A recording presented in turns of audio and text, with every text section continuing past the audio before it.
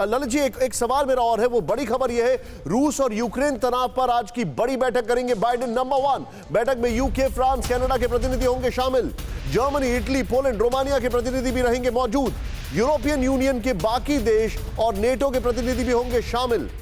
ये बड़ी खबर है। मैं सीधे चलूंगा, यहां पर हमारे साथ ललित जी मौजूद हैं।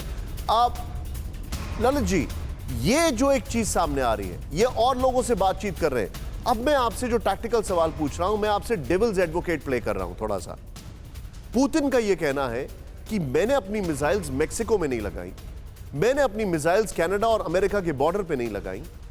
नेटो ने 90s में प्रॉमिस किया था कि वो एक्सपैंड नहीं करेंगे, अब वो एक्सपैंड कर रहे हैं। यूक्रेन का वो इस्तेमाल कर रहे हैं, नेटो में उसको लाना चाहते हैं, अगर नहीं भी लाना चाहते हैं तो भी अपने वहां पर वेपनरी भेज रहे हैं। वो एग्रेसर हैं और मुझे पोर्ट्रे किया जा रहा है कि मैं एग्रेसर हूं। ये हालांकि वेस्टर्न मीडिया बहुत स्मार्ट है अपनी चीजों को थम डाउन करने में, ड्रम डाउन करने में, लेकिन इसको लेकर वहां पर थिंक टैंक क्या सोच रहे हैं? क्योंकि आप hub of the think tank Washington DC में मौजूद हैं। ये कोई डिफरेंसेस ऑफ वॉइसेस मुझे यहाँ पे सुनने को नहीं मिल रही है। जो आप यहाँ के मीडिया में पढ़ रहे हैं और बाइडेन एडमिनिस्ट्रेशन का जो टॉकिंग पॉइंट्स है, थिंक टैंक्स भी वही सोचते हैं। यहाँ की जो थिंक टैंक्स इवॉल्व हुई है वो कोल्ड वॉर से ही इवॉल्व हुई है, तो यहाँ एक शुरू से ही एक एंटी रशिया एटमॉस्फेयर बना हुआ है। बीच में आप देखेंगे कि ट्रंप ने रशिया से दोस्ती करने की कोशिश की थी, संबंध सुधारने की कोशिश की थी, वो उसमें सफल नहीं हो पाए थे क्योंकि वहाँ एक ऐसा एक इकोसिस्टम बना ही नहीं है। अभी भी इस कंट्री के जो बुद्धिजीवी हैं और थिंक टैंक्स हैं उस कोल्ड वॉर के मेंटलिटी से पूरी तरह से उभर के नहीं आया है। उनके लिए अभी भी जो है सो रशिया एक टॉप मोस्ट थ्रेट है।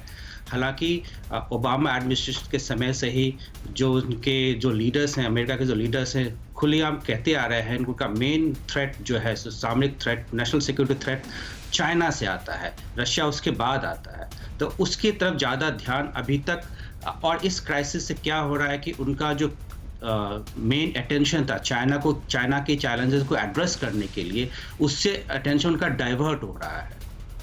सर, एक सवाल और, बहुत अर्ली है वहां पर एंड वी आर ग्रेटफुल कि आपने समय निकाला, it's so early in the day, but एक सवाल और मैं आपसे समझना चाहूंगा।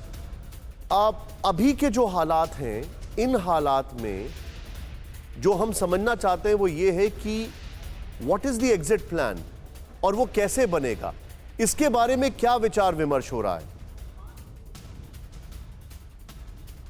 आई डोंट नो, यहाँ से एग्जिट प्लान मुझे कुछ दिख नहीं रहा है। दोनों एक तरह से चक्रव्यूह में फंसते जा रहे हैं। उस चक्रव्यूह से आई थिंक यूएस ने पुतिन को एक कॉर्नर में खड़ा कर दिया। ये वो अटैक करते हैं तब भी नहीं जीतते हैं, वो पीछे आते हैं तब भी उनकी हार मानी जाती है। यहाँ पर वेस्टर्न मीडिया में वो पुतिन नेचुरली स्ट्रांग लीडर है, इस तरह का अपना इमेज बाहर आते हुए नहीं देखना चाहेंगे। बट दोनों कंट्रीज, बाइडेन और पुतिन, दोनों को इस दोनों कंट्रीज को, दोनों जो ग्रुप हैं उनको एक लॉन्ग टर्म देखना चाहिए कि इस ह्यूमैनिटी के लिए, इंसानियत के लिए सबसे इम्पोर्टेंट क्या है। इनफैक्ट इन दोनों कंट्रीज के लिए क्या इम्पोर्टेंट है? क्या वो चाहते हैं कि इस तनाव के बाद, इस युद्ध के बाद जो नया विश्व उभरे उसमें चीन टॉप में हो? Lalit ji, thank you very much, many thanks, आपने हमारे लिए समय निकला, बहुत बहुत शुक्रिया आपका ललित जी। परवाह देश की, सोमवार से शुक्रवार रात 10 बजे TV9 भारतवर्ष पर।